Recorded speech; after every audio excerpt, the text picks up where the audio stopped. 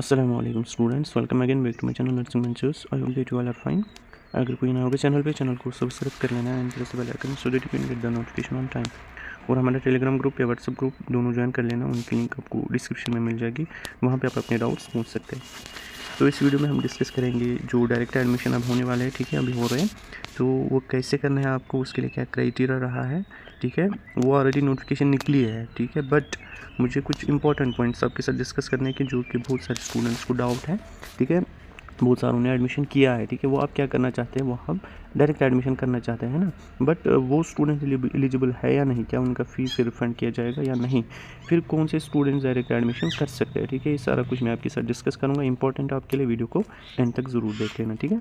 तो यहाँ पे देखो, आप पहले इन्होंने पैरामेडिकल की, ठीक है, पैरामेडिकल टेक्नोलॉजी कोर्सेज़ की जो डायरेक्ट एडमिशन है वो उन्होंने उसकी नोटिफिकेशन निकाली। उन्होंने क्या किया मेंशन उसमें, जो स्टूडेंट्स जिन्होंने JKBOP दिया है, ठीक है जिनने JKBOP एग्ज़ाम दिया होगा वो एडमिशन कर सकते हैं उसमें। पैरामेडिकल की मैं बात कर रहा हूँ, BSc नर्सिंग की नहीं, ठीक है। और प्लस वो स्टूडेंट जिन्होंने JKBOP भी उन्होंने मतलब BOP एंट्रेंस नहीं दिया होगा वो भी उसमें कर सकते हैं, ठीक है। उसमें वो फिर मेरिट बेस वो देखेंगे, फिर वो किस बेस पे देंगे, वो मेरिट बेस पर मेरिट देंगे, 12th बेस जो 12th की आपकी परसेंटेज है उस पर देंगे।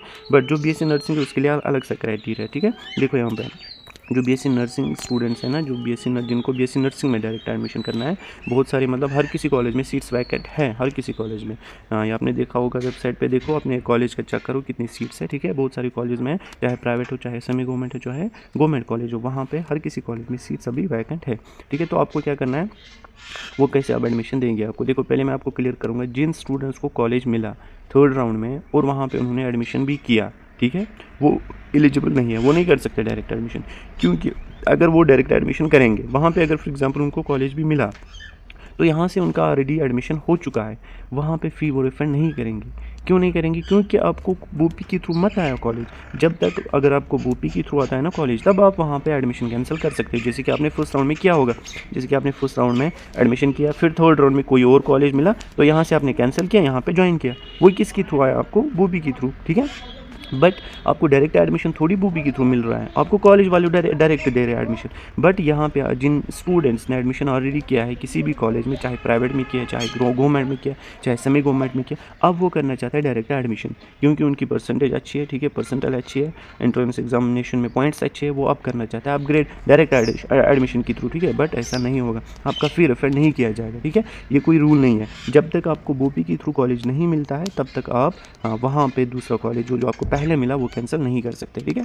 यहाँ पे डायरेक्ट एडमिशन उन स्टूडेंट्स को होगा जिनको कॉलेज नहीं मिला 3rd राउंड में, ठीक है। जिनको कॉलेज नहीं मिला मतलब जिनका अभी एडमिशन कहीं पे नहीं है। अगर किसी को मिला भी, उन्होंने एडमिशन नहीं किया वहाँ पे, वो भी एलिजिबल है, वो भी कर सकते हैं एडमिशन, ठीक है। तो आपको मेरी बात समझ आई होगी, ठीक है। मैं फिर से समझा रहा हूँ आपको। देखो बहुत सारे स्टूडेंट्स मैसेज कर रहे हैं कि सर हमें कॉलेज मिला है ऑलरेडी, क्या अगर अब हम डायरेक्ट एडमिशन करेंगे क्या हमें रिफंड होगा फ़ी, ठीक है। देखो रिफ़ंड एक तरीके से हो सकता है, आप कॉलेज वालों से बात कर सकते हो, ठीक है। जहाँ पे आपको फर्स्ट में मतलब 3rd राउंड में कॉलेज मिला ना, ठीक है, वहाँ पे कॉलेज वालों से बात करो आप, अगर हम डायरेक्ट एडमिशन लेंगे क्या आप फ़ी रिफंड करेंगे? अगर उनने बोला हाँ करेंगे तो फिर आप कर सकते हो एडमिशन, डायरेक्ट एडमिशन।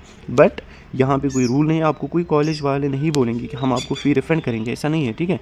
क्योंकि आप डायरेक्ट एडमिशन ले रहे हो, यहाँ पे आपको फ़ी रिफंड नहीं हो जाएगा। अगर किसी ने आप किया, किसी कॉलेज वालों ने किया रिफंड फ़ी, तो फिर वो नूर है, ठीक है, तो आप कर सकते हैं फिर डायरेक्ट एडमिशन, ठीक। अब यहाँ पे देखो आपको किस बेस पे सीट दी जाएगी। फॉर एग्जांपल किसी कॉलेज में, प्राइवेट कॉलेज की बात करूँगा पहले, ठीक है। यहाँ पे स्टूडेंट्स तकरीबन 30 ने क्या किया एडमिशन, ठीक है। एडमिशन कितने किया? 30 ने। यहाँ पे सीट्स जो वैकेंट है 15 है, ठीक है।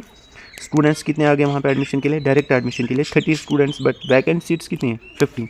अब यहाँ पे ये सारे स्टूडेंट्स को लेंगे, ठीक है, ये सारे स्टूडेंट्स को लेंगे एडमिशन के लिए, डायरेक्ट एडमिशन के लिए, ठीक है। फॉर्म में सारे मतलब स्टूडेंट्स को फिल करवाएंगे। फिर ये क्या काम करेंगे, फिर ये मेरिट बनाएंगे, ठीक है। मेरिट किस बेस पे? आपके जो एंट्रेंस पॉइंट्स है, ठीक है, जो कि इन्होंने ये पैरामेडिकल काउंसिल ने जो नोटिफिकेशन निकाली है, ओपन मेरिट के लिए 50 परसेंटाइल होनी चाहिए, ठीक है। और PWD जनरल कैटेगरी उनके लिए 45, और जो बाकी OBC ST SC उनके लिए 40 परसेंटाइल, ठीक है। ये उन्होंने क्राइटेरिया रखा है वहाँ पे, ठीक है। तो ये क्या बनाएंगे, एक मेरिट बनाएंगे, ठीक है।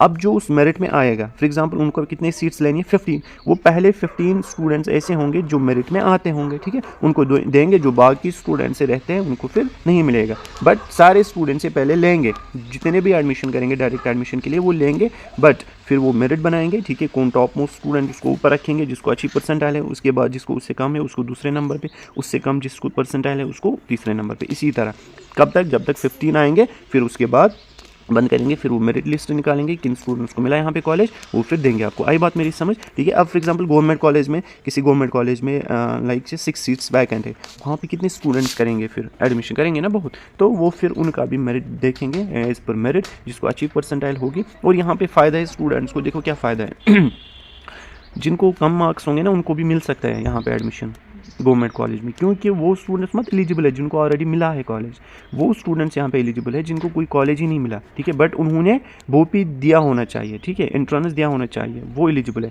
जिन्होंने बोपी एंट्रेंस नहीं दिया ना, वो बीएससी नर्सिंग के लिए एलिजिबल नहीं है, ठीक है, पैरामेडिकल के वो एलिजिबल है, वहाँ पे वो कर सकते हैं। बट जिन्होंने, क्योंकि जो पैरामेडिकल है ना सीट्स, वो एज पर 12 परसेंटेज दिया जाएगा, ठीक है, बट यहाँ पे बीएससी नर्सिंग एज पर आपके जो एंट्रेंस बोपी पॉइंट्स है उस पर दिया जाएगा, ठीक है। तो इसीलिए वो स्टूडेंट्स एलिजिबल नहीं है जिन्होंने बोपी नहीं दिया होगा बीएससी नर्सिंग के लिए, ठीक है। तो यहाँ पे फॉर एग्जांपल 6 सीट्स वैकेंट है किसी गवर्नमेंट कॉलेज में, तो बहुत सारे स्टूडेंट्स करेंगे, फिर वो मेरिट बनाएंगे, जो मेरिट में आएंगे 6 स्टूडेंट जो पहले आएंगे मेरिट में, तो उनको दिया जाएंगे वो सीट्स, ठीक है। और यहाँ पर मैंने आपको बोला अच्छी बात है कि जिन स्टूडेंट्स को अच्छे कम पॉइंट्स भी होंगे ना, वो भी मतलब आ सकते हैं यहाँ पे, क्योंकि जो अच्छे वाले पॉइंट्स हैं ना उनको ऑलरेडी मिला है, वो मत ना कर सकते आप कैंसिल एडमिशन वहाँ पे, ठीक है। तो इसीलिए मैं बता रहा हूँ आपके लिए, अच्छी बात है। अब यहाँ पे देखो, जिनको मिला ना, जहाँ पे भी मिला अच्छी बात है, अच्छा मिला होगा इंशाल्लाह, बट वहाँ पे आप कैंसिल नहीं कर सकते एडमिशन, क्योंकि आपको फ़ी रिफंड नहीं किया जाएगा, ठीक है। तो ये रही इसकी बात। आई होप दैट आपको अब समझ आया होगा आपको कैसे करना है एडमिशन, ठीक है। और यहाँ पे 31 अक्टूबर तक इनका लास्ट डेट है एडमिशन करने के लिए, जो कि भी हनीफा नर्सिंग कॉलेज है ना, वहाँ पे 22 तक आप एडमिशन कर सकते हैं। उन्होंने बोला कि वहाँ पे 22 तक उन्होंने रखा है, ठीक है। और बाकी कॉलेजेस का भी आप खुद देख सकते हैं, जो जेएनसी पुलवामा है वहाँ पे भी सीट्स है वैकेंट। मैं कल सर से बात करूँगा, ठीक है, शायद उन्होंने अभी नोटिफिकेशन ही निकाली, ठीक है, उनसे बात करूँगा, वो भी निकालेंगे इंशाल्लाह जल्दी। मिलते हैं नेक्स्ट वीडियो में, तब तक के लिए अल्लाह हाफ़िज़।